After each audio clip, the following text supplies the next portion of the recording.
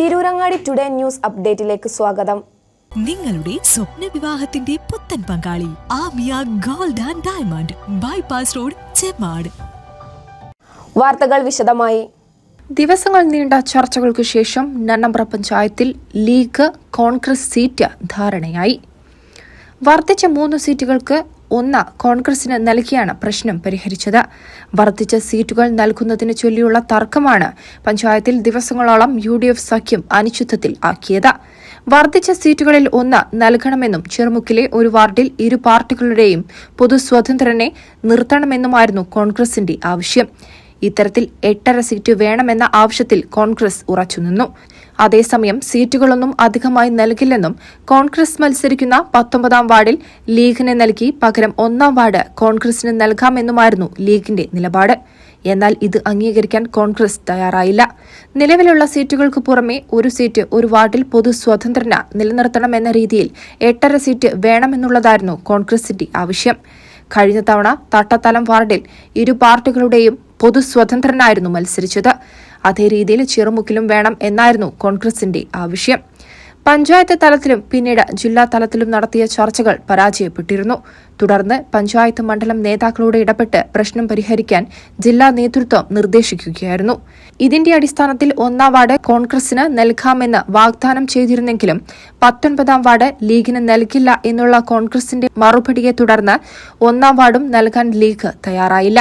ഇതോടെ ചർച്ച വഴിമുട്ടുകയും കോൺഗ്രസ് LDF നേതൃത്വത്തിലുള്ള സേവ് നന്നമ്പ്ര ഫോറത്തോടൊപ്പം ചേർന്ന് മത്സരിക്കുന്നതിനായി പ്രാഥമിക ചർച്ചകൾ നടത്തുകയും ചെയ്തു.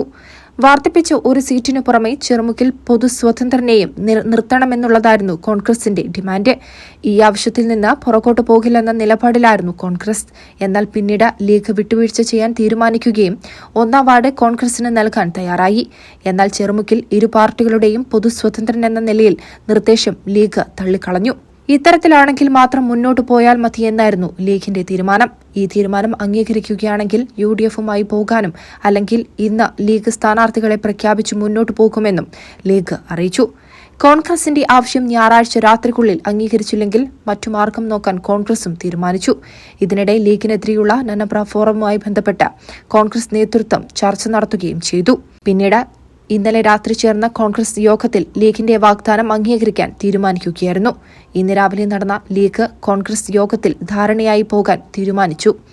ലീഗ് 14 സീറ്റിലും കോൺഗ്രസ് 8 സീറ്റിലും വെൽഫെയർ പാർട്ടി 2 സീറ്റിലും മത്സരിക്കും. ഒരു ബ്ലോക്ക് ഡിവിഷനിൽ കോൺഗ്രസും 2 ഡിവിഷനുകളിൽ ലീഗും മത്സരിക്കും.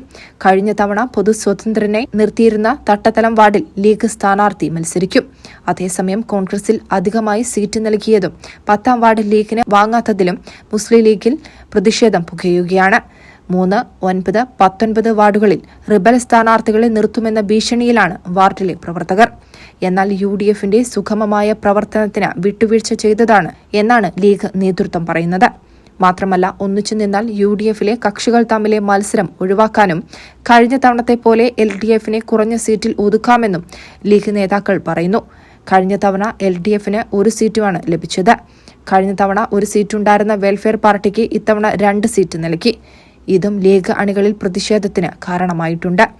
നന്നമ്പ്ര മുസ്ലിം ലീഗ് മത്സരിക്കുന്ന വാർഡുകളിൽ 2, 4, 5, 6, 7, 8, 10, 12, 13, 14, 17, 21, 23, 24 വാർഡുകളിൽ കോൺഗ്രസും 1, 3, 9, 11, 15, 16, 19, 22 സീറ്റിലും 18, 20 വാർഡുകളിൽ വെൽഫെയർ പാർട്ടിയും മത്സരിക്കാനാണ് ധാരണയായത്.